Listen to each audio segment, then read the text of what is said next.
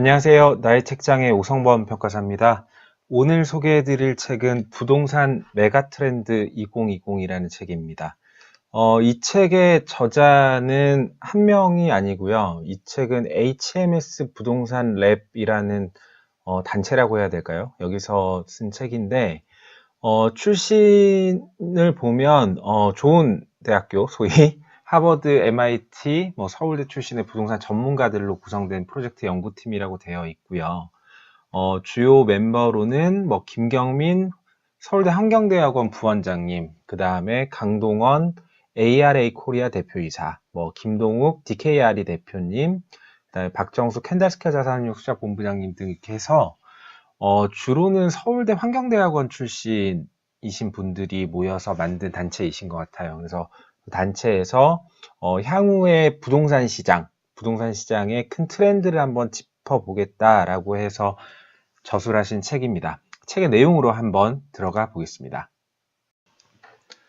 네, 책 내용 안에는 사실 여러 개의 좀 섹터로 나눠져 있는데 크게 분류를 해보면 리테일 파트하고요. 그 다음에 오피스 파트, 그 다음에 물류 파트 이렇게 세 가지로 나뉘어져 있고 뒤로 넘어가 보면 기존 주택시장에 대해서도 다루고 있습니다. 그리고 한 가지 좀 특이한 부분이 이 임대차, 전대차 시장들, 소위 얘기하는 공유경제 시장에 대해서도 언급이 되어 있습니다. 한 파트씩 살펴보도록 하겠습니다. 우선 기존의 오피스 시장, 이 책이 출간되는 시점에도 이미 활발하게 거래가 이루어지고 있었던 오피스 시장을 보면 오피스 시장에 대해서는 그렇게 긍정적인 전망을 하고 있진 않습니다. 그때 당시 오피스 시장의 공실률은 굉장히 높은 상태였고요. 15% 정도. 오피스 시장 공실률을 시계열로 놓고 보면 사실 계속 오피스 공실률이 조금씩 높아지는 것을 확인할 수 있는데 이 책이 나오던 당시에 한 15% 정도 됐었고 현재도 10% 이상을 계속 유지하고 있는 것으로 알고 있습니다. 다만 이 오피스 시장의 이런 현재 조건 하에서 앞으로 오피스 시장이 가지는 트렌드를 두 가지로 뽑았는데요. 첫 번째는 일단 시장 참여자가 증가하고 있다. 그래서 그 참여자의 대표적인 새로운 참여자로서 대형 증권사들이 이제 오피스 시장에 뛰어들고 있다. 그래서 증권사들도 이제 오피스 시장에 중개를 넘어서 이제 직접 투자자로서 참여하고 있다라는 부분을 새로운 트렌드로 꼽았고요.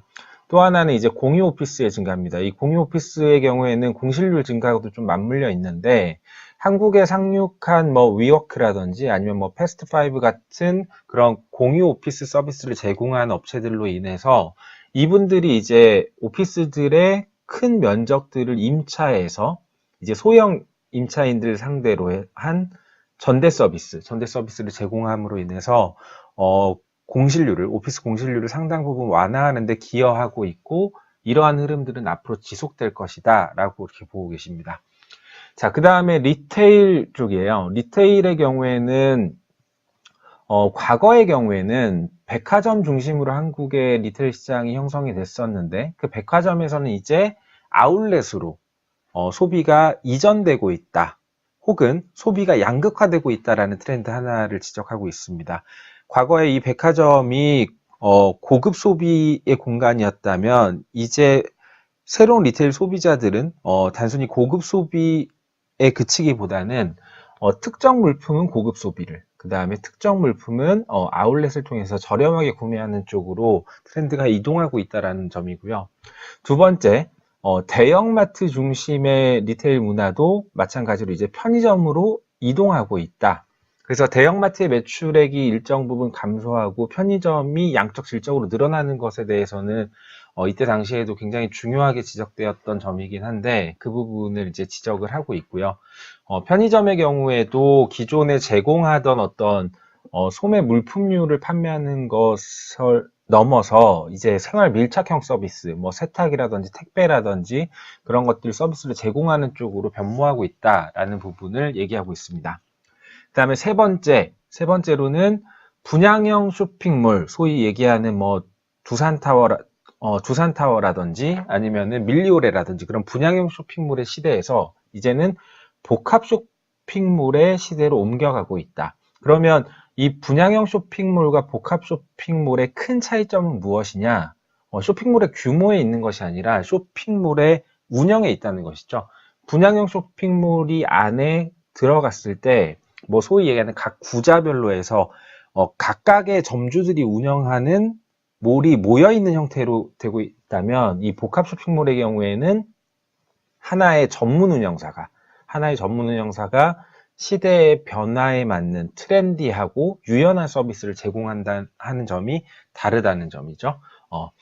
그리고 또 하나의 특징으로는 로드숍. 로드숍은 이제 소위 얘기하는 가두상권입니다. 근데 그 가두상권이 확대되고 있고, 또 하나는 편집숍. 그래서 생활 전반에 걸친 서비스를 패키지 형태로 쇼핑할 수 있도록 제공하는 편집숍이 확대되고 있다라는 점을 새로운 트렌드로 뽑고 있고요. 그 다음에 마지막으로는 뭐 오프라인, 온오프라인 간의 경계가 허물어지고 있다라는 점을 지적하고 있습니다.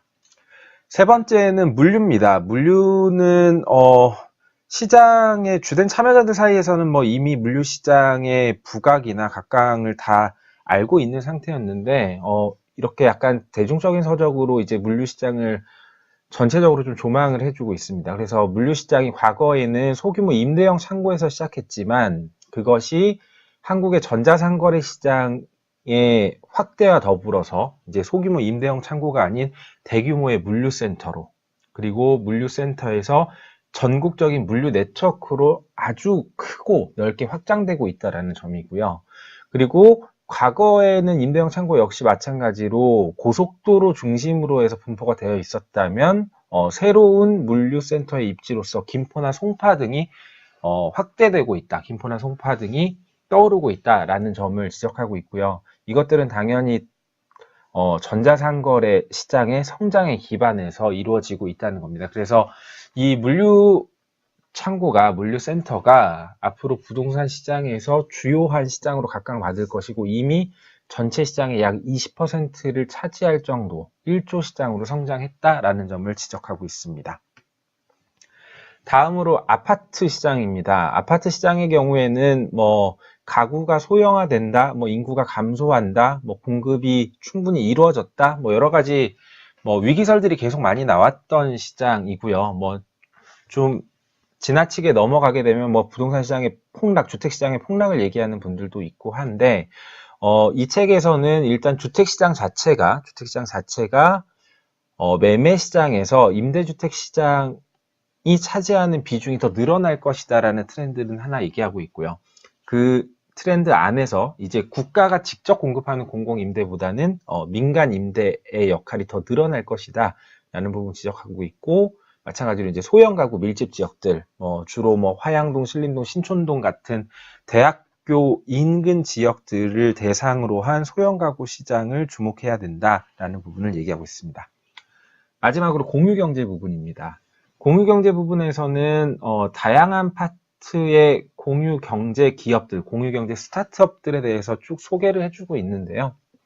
뭐 자동차를 공유하자, 물건을 공유하자, 뭐 지식을 공유하자, 뭐 이런 기본적인 서비스들과 함께 이제 부동산 시장에 등장하고 있는 주요 스타트업들, 뭐 숙박, 아니면 회의실, 사무실, 주택, 주차장, 창고, 리테일까지 거의 모든 부동산 시장 분야에 이 공유경제 플랫폼을 가지고 서비스를 제공하는 업체들이 늘어나고 있다, 많이 성장하고 있다라는 부분을 주목해야겠다라는 것을 지적하고 있습니다.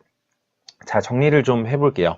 이 부동산 메가 트렌드 분야의 이 5가지 파트를 보면 오피스 시장과 주택 시장의 경우에는 어느 정도의 공급이 충분히 이루어졌다는 전제하에 수급 일치된 상황에서의 얼마나 경쟁력을 확보할 것이냐 부분에 좀 초점을 맞추고 있고요. 리테일은 정말 뭐 끊임없이 변모하고 있기 때문에 리테일 부분이야말로 굉장히 많은 트렌드들을 짚어주고 있고요. 그 다음에 새로 떠오르고 있는 물류시장과 공유경제시장, 임대차, 전대차 시장에 대해서도 꼼꼼하게 잘 짚어주고 있는 그런 책이라고 할 수 있을 것 같습니다. 자, 오늘 책 소개는 여기까지 마치고요. 다음 시간에 뵙겠습니다. 감사합니다.